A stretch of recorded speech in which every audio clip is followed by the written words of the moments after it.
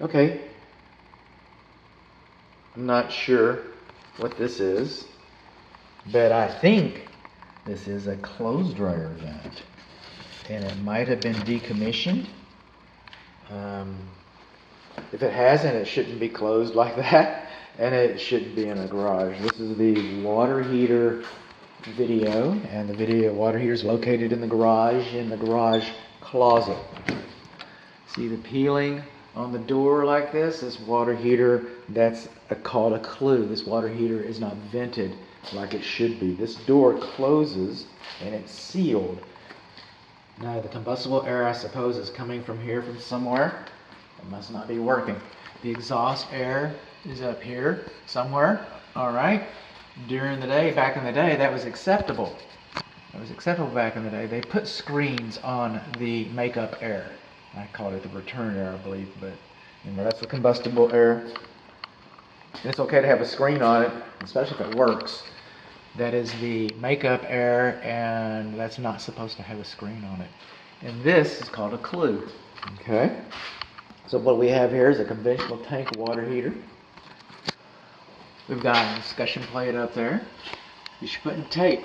Tape should not be on a water heater flue pipe. It shouldn't be held together all by its lonesome, just by itself. It should. And then see how the insulation comes down here on those supply and return lines? Well, that's good. That's good. But what's not so good, look at this. Got PEX line within 16 inches. That's not good. You shouldn't have PEX line that close to a water heater. You see that insulation again? It's supposed to be on the temperature pressure relief valve. Now right here, this is a flexible drain. Alright? That's kind of restrictive, and a lot of home inspectors get wound up about that, but there really isn't a code that addresses the flexible drain. The code is about threaded fittings. We shouldn't have threaded fittings. We shouldn't have more than 5 90-degree bends. That's 1, 2, 3, 4 right there. It's got to go down. That's 5. It goes out, down again. That's 6. Not counting this big S. All right. And this S right here, check this out. See how it dips down like that? That's a trap. So yeah, we got a flexible drain line, but it makes a trap and it's got threaded ends on it. So there's that. The water heater does not have a safety pan. Water heater does not have a safety pan. It's got electronic ignition, so we can't see the burner. We do not have a sediment trap for the gas line. And this gray plastic gas line, that hasn't been legal in forever. That hasn't been legal in forever, so that's we got a flexible gas line, and it's kind of kinked right there. But that connector should have been replaced.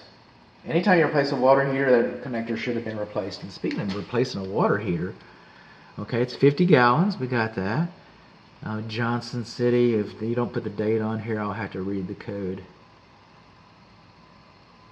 That is 2012 or 2013. All right, it's 2022. These tanks last about 10 years. 10 years. So at 12, that would be 2022. At 13, that would be 10 years. Just so you know. And 10 years ago, this was not. This connector is a lot older than this water heater. Another thing, and not having a safety pan, is the water heater does not sit level. It does not sit level. When it doesn't sit level, then the flue. See how that big gap in the flue right there? All right. That might be causing this. I don't know what's causing this exactly.